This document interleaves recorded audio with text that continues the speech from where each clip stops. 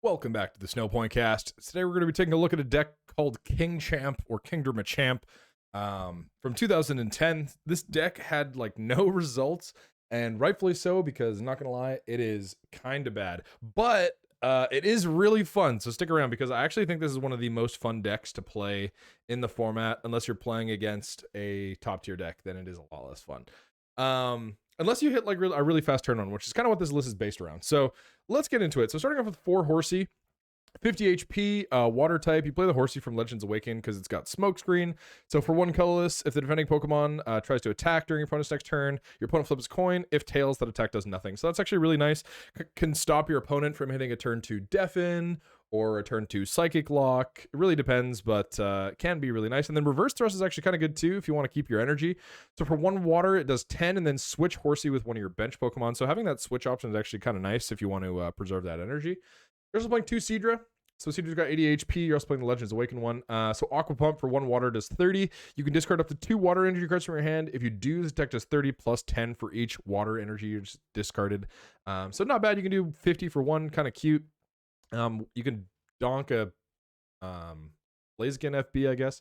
And then Waterfall for water colors, you do 50. That's never going to happen because you don't attach more than 1 energy to Seadra.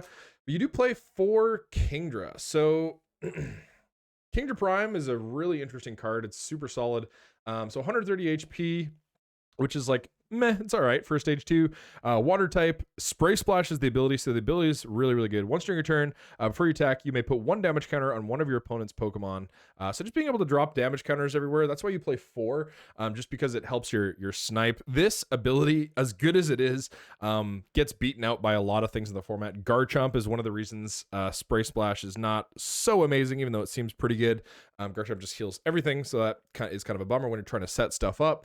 But being able to have 4, I mean, you can drop 40 a turn if you have all 4 Kingdras out, which between 2 turns kills sprites, and sprites can't be healed by Garchomp, so that's kind of nice. And then Dragon Steam for 1 water, it does 60, which is a pretty good trade-off. Honestly, 1 for 60 is not bad in this format. Plus the Spray Splash makes Kingdra a potential donk threat on a lot of the format. Not a lot of the format has more than 70 HP on a basic. It's kind of rare. There's a few like Onyx and Chansey, but most of the time you're going to be donking with this. If you hit a turn 1 Candy Kingdra going second, you could just hit 70 if you had a water, which is really nice. That donks a lot of stuff, and that's going to be this deck's main threat, is being able to donk your opponent.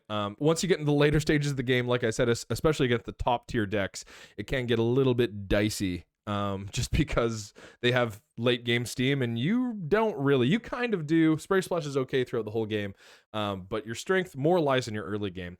So something that I recently changed to this list, there's a couple list changes to this list from the list that I'm going to be playing it with, because after I just thought, wow, this deck needs to get changed. So one of the things that I changed was this Kingdra. I took this Kingdra out.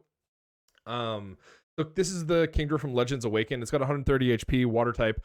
Aqua Steam for free does 10 times the amount of, you can search your discard pile for any water cards you find, or water energy cards, and then shuffle them into your deck. You only play 5 though. So I mean, you're doing max 50 with that for free, which is really not good at all. And then Dragon Pump for 1 water, you do 40, and then you can discard up to 2 cards from your hand. If you do, it does 60, and you can snipe 20. So my thoughts on this were, sure, you can have this out, and sure, this adds benefit, because Dragon Steam also says if your opponent has any fire Pokemon in play, this attack does 20 instead of 60, right? So the idea behind this most of the time is, I think if your opponent plays a fire type Pokemon, you can still hit it for water weakness for actual damage. But the problem with that is there's only one really viable fire type Pokemon in the format. I mean, there might be a couple more, but this is the only one that I would see and be like, okay, well, this is a genuine threat to me, is Blaziken FB. Blaziken FB and Entei Raikou Legend are both threats that kind of turn your Dragon Steam off. But you already play an answer to that because you play a Machamp line. So I honestly, I didn't really see the point of that Kingdra. You can play it for sure, but I think just Spray Splash and more of the option to just go turn 1 Dragon Steam to potentially donk rather, because this hits 70 with a Spray Splash, right?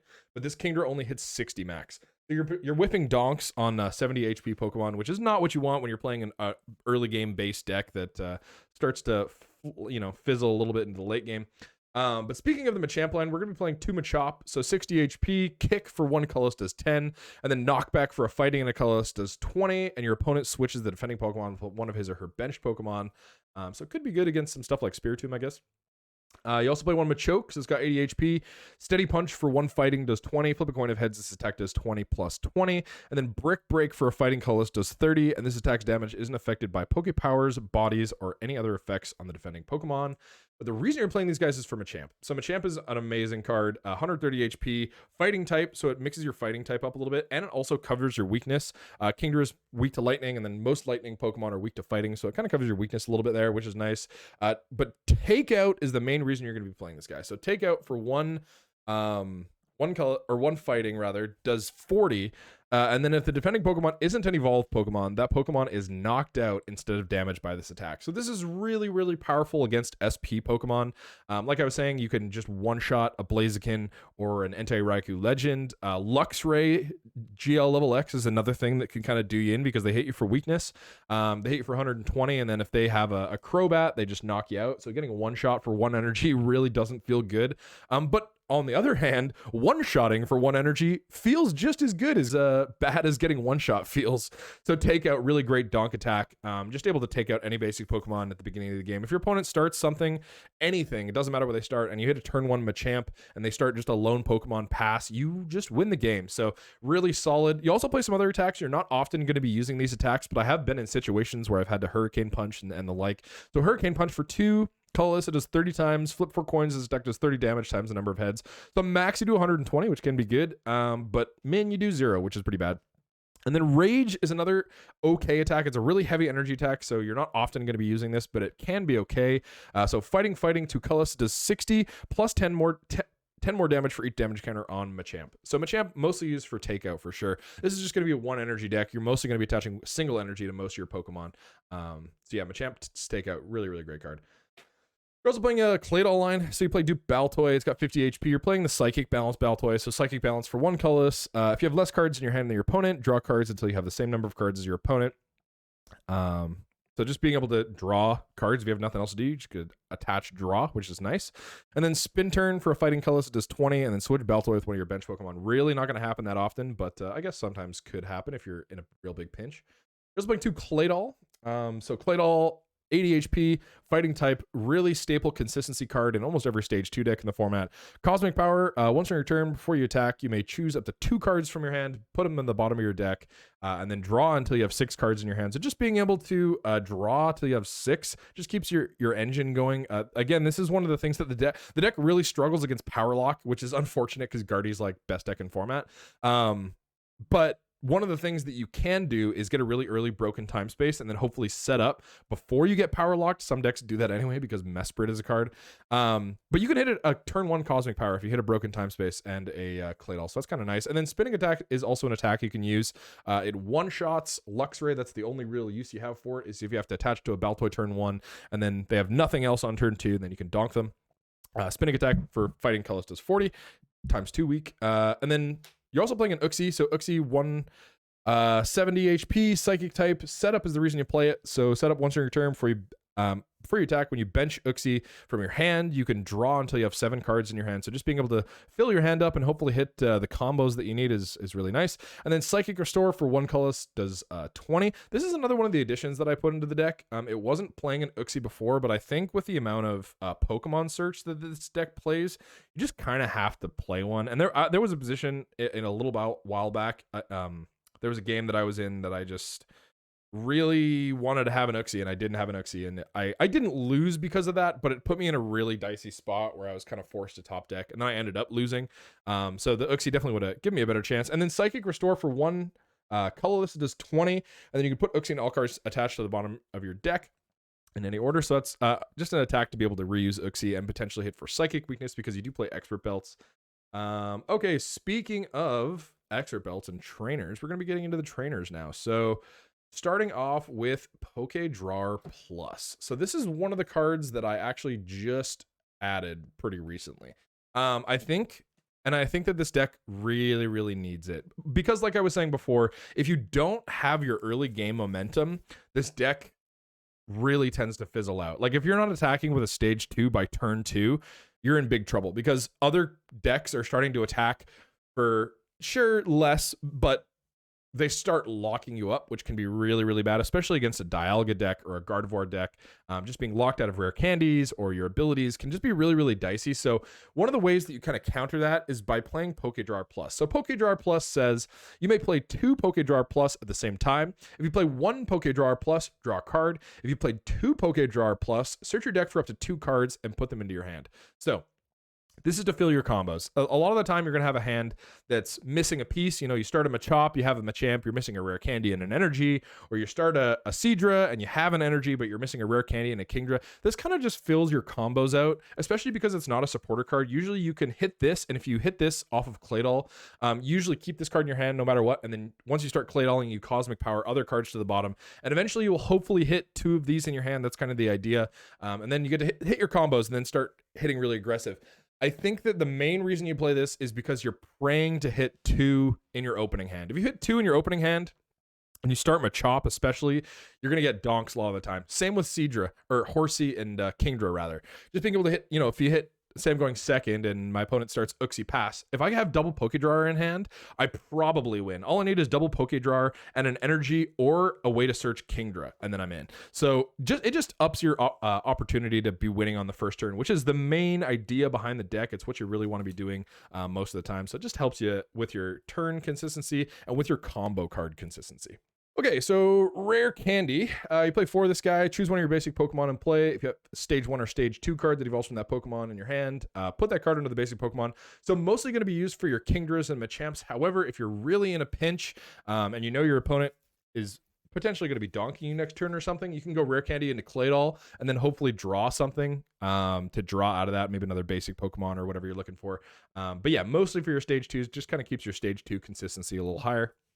You're also playing 3 Pokemon Communication.